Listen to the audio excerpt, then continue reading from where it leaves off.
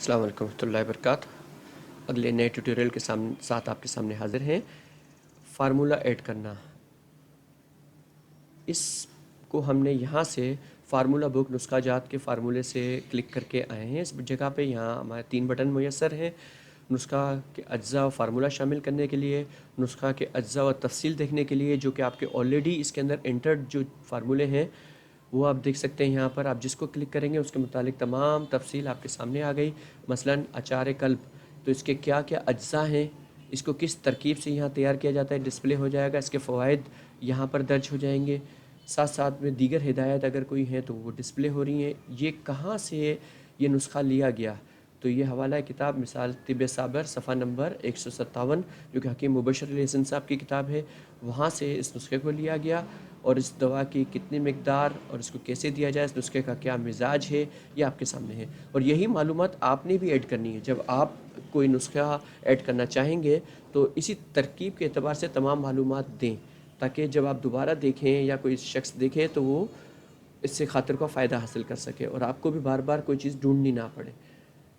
ہم نے بھی پورے خلوص کے ساتھ جو نسخہ جہاں سے لیا جیسے لیا ہم نے لکھ دیا۔ سابق خار، یہ نسخہ ہم نے جو لیا وہ قانون شفا صفحہ نمبر 123 نمبر، جو حکیم عارف صاحب کی ہے، دنیا پوری ہے، ان کی کتاب میں سے ہے، تو ہم نے اس کتاب کا نام صفحہ نمبر درج کر دیا تاکہ مزید کوئی تفصیل کوئی دیکھنا چاہے تو وہ بھی دیکھ سکتا ہے، ڈھونڈ سکتا ہے۔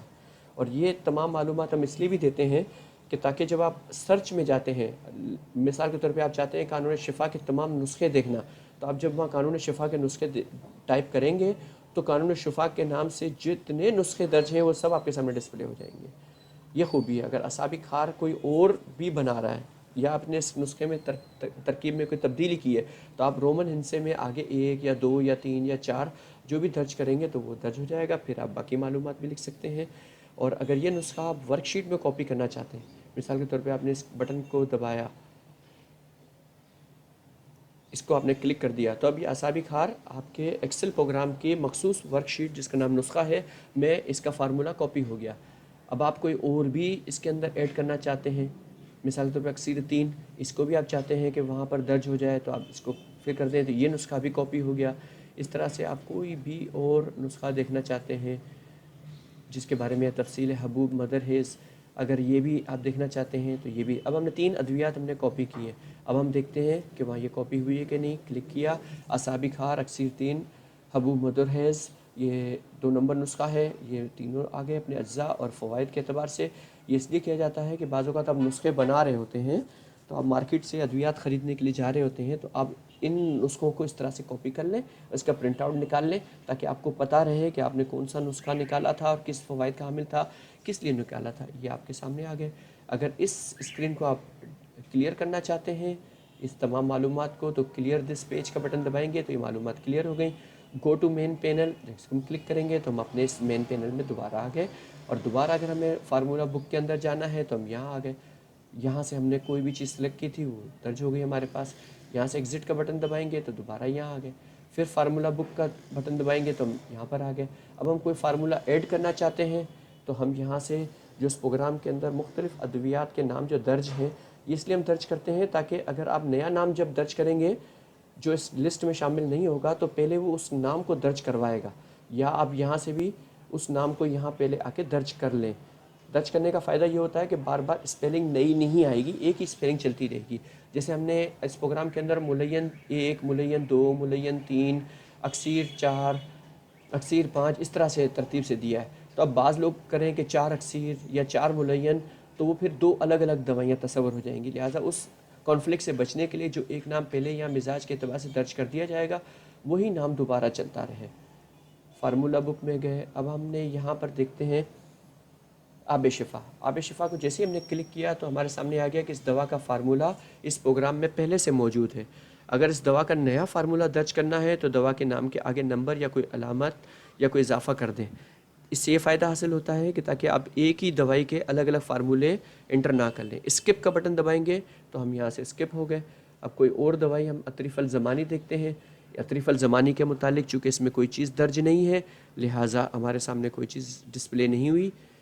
ہم اس دوائی کا اطریف الزمانی کا نسخہ ایڈ کرنا چاہتے ہیں تو اس کا مزاج نسخہ پہلے ایڈ کر دیجئے، اس کے بعد اس کے یہاں پر تمام اجزاء لکھیے۔ اجزاء اور اس کی مقدار دونوں یہاں درج کرنے کے بعد ترکیب تیاری یہاں درج کریں.